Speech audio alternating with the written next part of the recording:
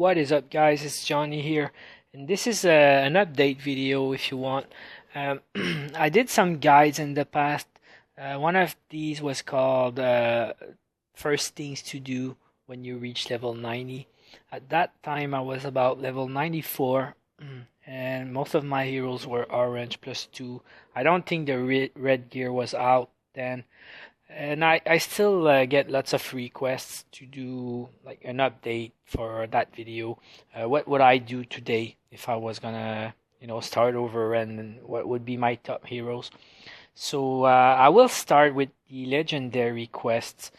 Uh, Back then on my previous video, I'm pretty sure um, pretty much everyone would say or was saying then your first legendary should be Admiral, but it's not true anymore. I think Admiral, we don't see her much in the arena right now. She's still a very good tank at Red plus one. She's still got the best stats among all frontline tanks.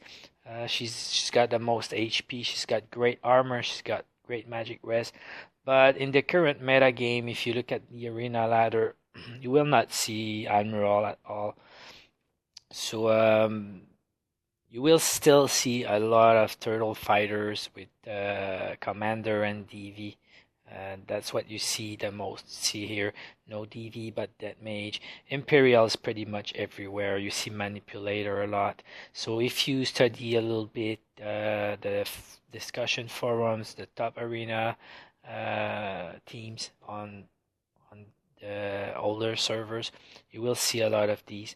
Sometimes it's that mage, sometimes it's hidden needle, but lots of turtle, commander, imperial, and manipulator. This is pretty much the team to beat right now. It's pretty solid, but most of these variations are easily countered now. You start seeing some Rose Fencer out there. Rose Fencer is pretty good, but if you consider the actual meta game, the heroes that do great in the arena, I would not advise to go with Admiral anymore as your first legendary. So right now, if I was gonna start over and I reached level 90 today, my first legendary quest would definitely be Imperial Executioner. It makes a big difference. Some heroes, they are already good when you reach the end game, and the legendary quest is not, or the legendary skill is not gonna make much of a difference. But here Imperial, he's a lot better at legendary. He's very good. He does lots of damage and everything, but the legendary quest or the legendary skill itself, it changes a lot.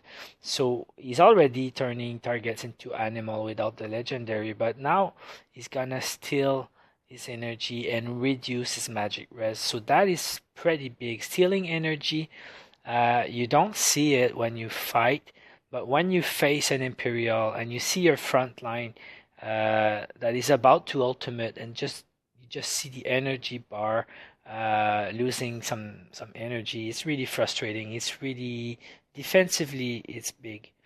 And I'm not talking about the damage, but the single target nuke that this guy has is very, very strong. So he's good offensively and defensively. He's got some kind of control. He's got the big single target nuke and energy steal. So all around, probably one of, or if not the best hero in the game right now. Imperial Executioner should be your first legendary right now. And then it's gonna be a matter of preference. Lots of guys will say go with DV next, although I don't use DV myself. She's red and everything, but I almost never use DV. She's not on my defense team, and I never use her to counter anything. But she's very strong. I know the AoE crowd control that can last for some time. She's creating a clone that will sometimes eat the big nuke from the opponent Imperial, so it's a game changer when the clone takes a hit for you. So your second legendary quest between Commander and DV would be a matter of preference. Personally, I would go with Commander. Commander, not just for the arena, because she's so good in the campaign. Because after 90, you're gonna have a tough time. Chapter 16, 17, 18. But Commander for chapter 17 and 18, she's doing a big difference. So the legendary quest is just gonna make her a little bit better, more survivability, and well, I'm gonna show you if you don't know, but the legendary skill gives more HP to all allied female heroes. So if you use females, and you will use manipulator, you will use death mage, you will use hidden needle. So she's gonna make your team. She's gonna give more survivability to your team.